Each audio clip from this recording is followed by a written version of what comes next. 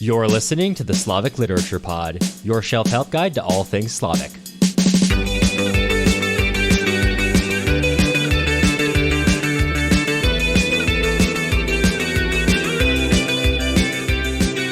I'm Cameron Lalana, and today we're covering Part 1, Chapter 50 of Vasily Grossman's Life and Fate, moving away from talking about the individuals and moving towards talking about this period as a whole. We've gone back from our kind of our ground eye view to the bird's eye view, looking back on this era. There's a lot of points to be made here. Is there anywhere in particular that you would like to start? Well, I don't know that there's one point where I want to start necessarily because it's kind of an argument that builds on itself over the course of this chapter.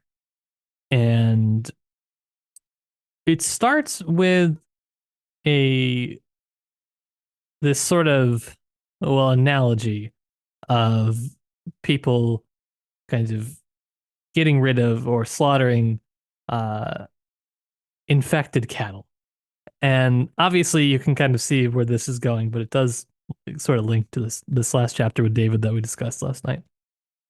And Grossman's talking about, well, okay, it's one thing if you are, let's say, killing out of an instinct for self-preservation because there is something that is legitimately threatening to you. It's, animals are going to get you sick or something like that. But I think what he's kind of looking at is the situations that are not that. Situations that are not motivated by any sort of self-preservation, any sort of real legitimate instinct, but rather how an instinct to kill someone can actually be cultivated. And his sort of theory is that this is really all based on hatred and dehumanization and a real sort of deliberate sort of antagonism really targeted directly at, groups of people. And this is kind of a new thing, I would say. Obviously, there are groups of people that have disliked each other or hated each other historically, but we're sort of on a larger scale than has been done historically. And that is really what he's sort of really starting to look at in this chapter, I think. Right. Yeah, I think that maybe there are certain historical parallels when you look at, say, looking back at European history to kind of keep it in the same area where you have maybe like the church, for example, whipping someone up into fury. I mean, with like the history of Jews themselves in Europe, right? You can kind of see similar happenings throughout history. I mean, obviously the word pogrom we have in English comes from Russian, meaning specifically those kind of frenzies whipped up against Jewish people specifically. But I think to your point, the differentiation here is it goes from kind of like this general something that maybe is, I think sort of the idea here is that it's almost more intentional. Not that these other ones were not intentional, but this is being used in such a way to particular ends, right? He not only says, okay, this is what's happening with the Jews in World War II, but of course, Stalin himself had utilized this same furiousness against, the kulaks, against the Trotskyists, against the Bukharinites, right? Against those saboteurs, which is where he keeps, building on that argument that okay, how do you get someone to agree with that? And not only that, how do you get maybe even the people who are targets of this campaign themselves to be part of it, right? And kind of he will move from this point to kind of talking about the obedience that happens not only among the people carrying out, right, this extermination, but also, as he says, the cases of huge queues being formed by people awaiting execution. It was the victims themselves who regulated the movement of these queues.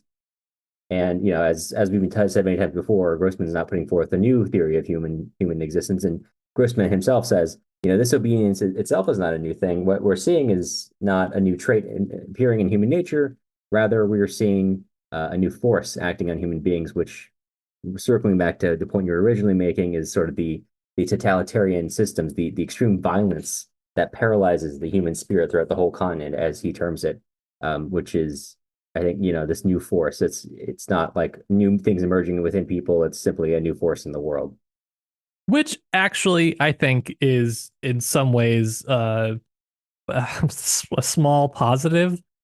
It could, because I think the alternative is if this is a force that can actually change people and create a permanent state of hatred and obedience, then that would be, I mean, that would not be good, obviously. And so I think that that's what allows him to kind of eventually end on a qualified hopeful note that man does not renounce freedom voluntarily. This conclusion holds out hope for our time, hope for the future. And that's a tough conclusion to come to after reading this chapter, to come to any sort of hopeful conclusion. You know what I mean? Like, multiple people in our Discord mentioned crying after reading today's chapter, and I don't blame them. And it is yeah, another one of those.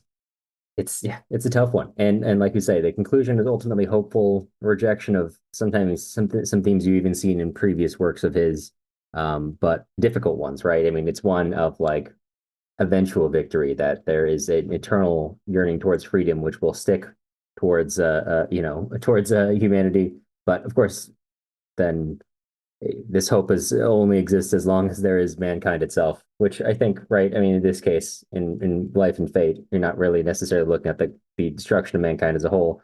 That's when we've talked previously about the Sistine Madonna, when we've left this era, the most explicit era of fascism, let's say, and headed towards the nuclear age, when that same worry takes on a new dimension.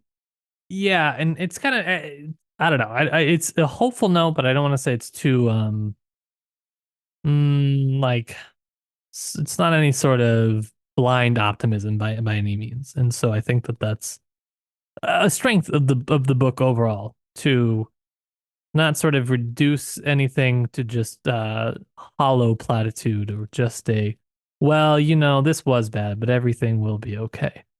It is a more probing exploration of what it does mean to be human, what that sort of, where that resistance sort of inherently can come from. So let that give you some slight peace. You get it where you can take it in this book. Yeah, that's kind of what I mean. Yeah.